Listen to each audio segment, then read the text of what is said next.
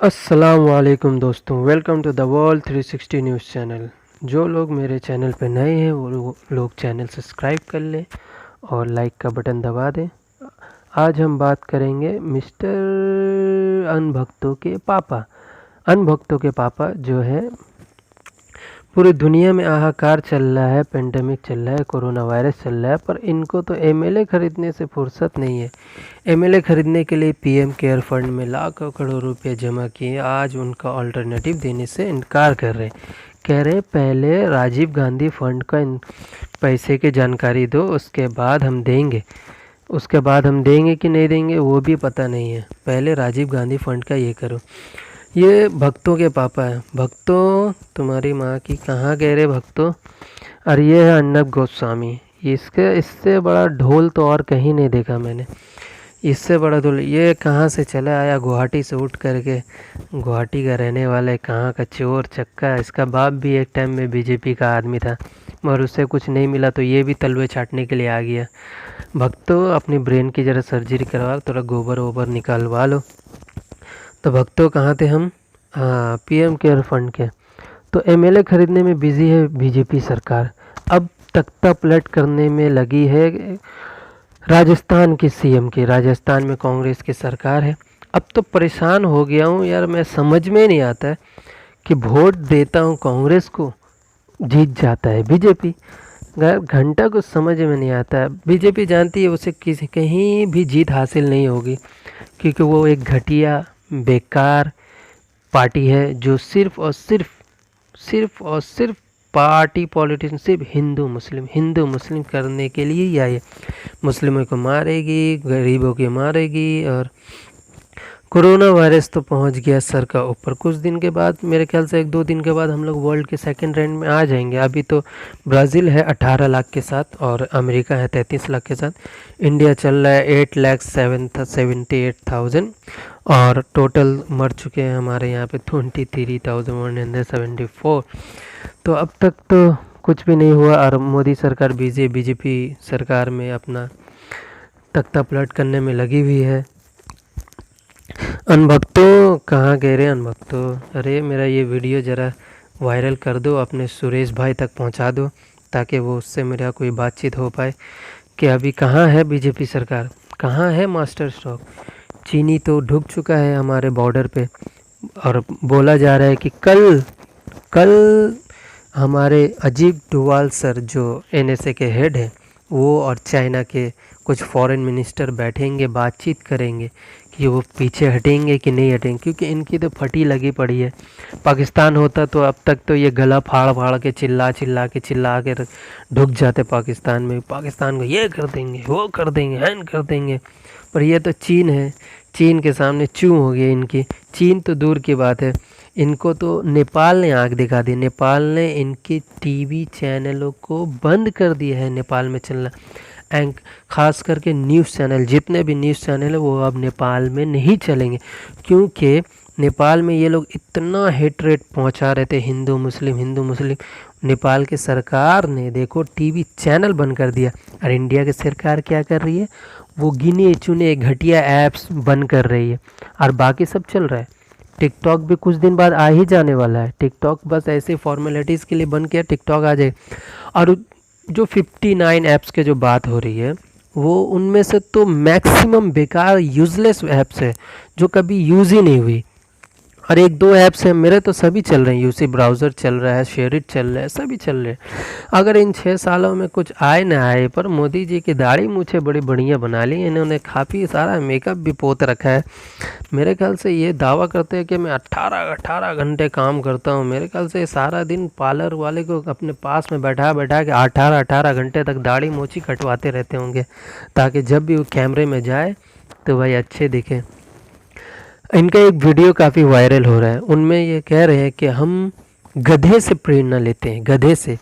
तो अभी गधे से प्रेरणा लेने वाले आदमी को हमने प्राइम मिनिस्टर बना दिया है, तो फिर दुनिया का हालत तो क्या होगा, गधा ही जैसा होगा ना। गधे जैसे फैसले ले रहे हैं, गधे जैसे काम कर रहे हैं। नोटबंदी, गधे जैसी फैसले करके नोटबंदी कर दिया। जीएसटी, इससे कितना नुकसान हुआ। और सबसे घटिया फैसला लॉकडाउन। लॉकडाउन से तो गरीबों की मौत में मौत हुई, अमीरों को तो कुछ फ़र्क नहीं पड़ा। गरीब, दलित, मुसलमान, कम कमाने खाने वाले लोग, ये सब मारे गए, मगर अमीरों को तो कोई फ़र्क पड़ा नहीं, ना ही पड़ेगा, क्योंकि उनके पॉकेट में पैसा है, और उनके पॉकेट में पैसा है और पार्टी बीजेपी अपनी है। तो चाहे किसी का मर्डर कर लो या रेप कर लो भाई, ये कुछ नहीं होने वाला, क्योंकि पार्टी तो अपनी है, चाहे जो करना है कर लो। ये तख्ता पलटने की साजिश अभी 84 एमएलए अभी अशोक गहलोत के साथ हैं, बाद में सचिन पायलट, ये ना जाने कहाँ के पायलट है, शायद बैलगाड़ी के पायलट है। ये सारे सब के सब दोगले हैं बहन चोद, जहाँ देखो पैसा वहीं मुंह मारने चले जाते हैं, आ जाते हैं पार्टी में। क्या करने के लिए आते हैं? इससे अच्छा जाके चोरी चमारी कर ले यार, कम से कम नाम तो ख़राब नहीं होगा। चोरी करके खा लेता है थोड़ा, ऐसे दोगलापंती तो मत किया कर। कहाँ कहाँ से आ जाते हैं इनको, पायलट किसने बना दिया यार इनको? पायलट कहाँ से? इनको इनका टाइटल बड़ा अजीब अजीब होता है यार, झुनझुना, पायलट, तो गोयल, तो गोगो, ये सब कहाँ से लेके उठ के आ जाते हैं ये सब।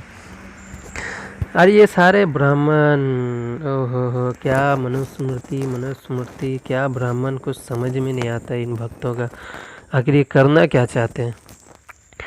इन्हीं भक्तों को तो इस लॉकडाउन में पैदल चलाया मोदी जी ने। चलो पैदल चल के घर जाओ, घर जाके जब पहुंचोगे तो हम 5 किलो चावल 1 किलो चना दे देंगे, उसी में खुश हो जाना और हमें वोट दे देना, ठीक है। अन भक्तों, कहाँ गए बह रहे हो? आँख के अंधो, गोबर कहीं के, कहाँ हो अभी नहीं बोलोगे? अभी यूपी में रेप हुआ एक 14 साल की लड़की का, उसके बारे में नहीं बोलोगे?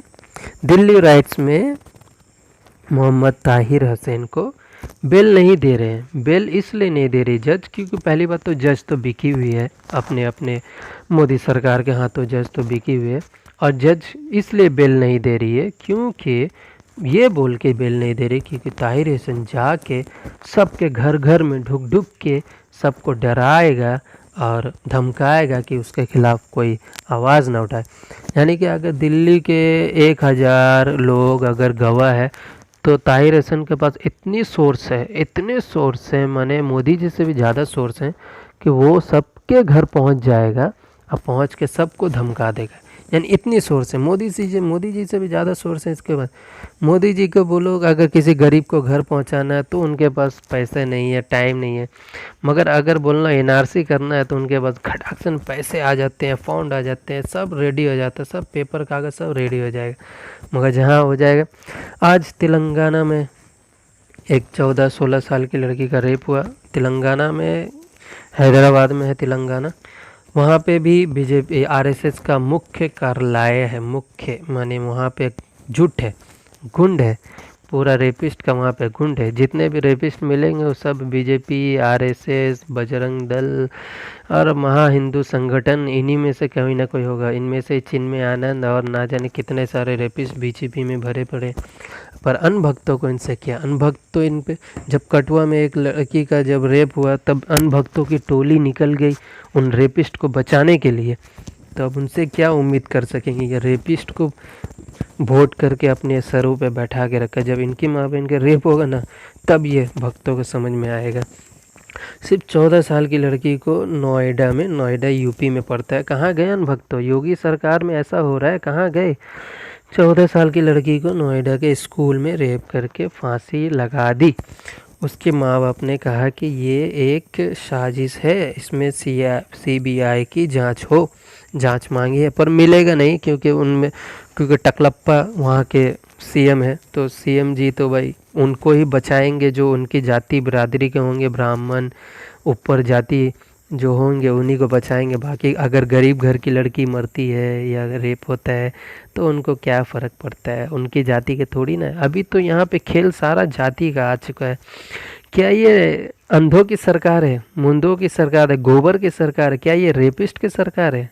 हाँ, अभी कहीं भी बीजेपी शासित राष्ट्र में या तो फिर योगी के राज में अगर कोई लड़ाई होती है या मौत होती है तो सबसे पहले उसकी जाति देखी जाती है कि आपकी जाति कौन सी है।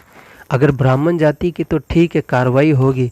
अगर ब्राह्मण जाति के नहीं है तो फिर भूल जाइए, आप लटक के रहिए।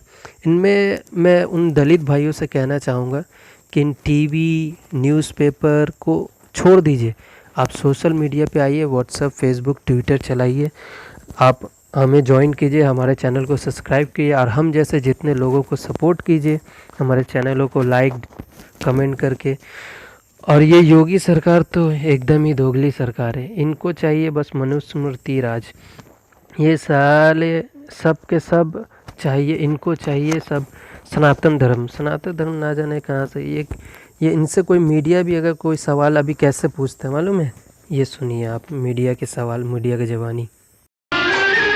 जो तुमको हो पसंद वही बात कहेंगे, जो तुमको हो पसंद वही बात कहेंगे।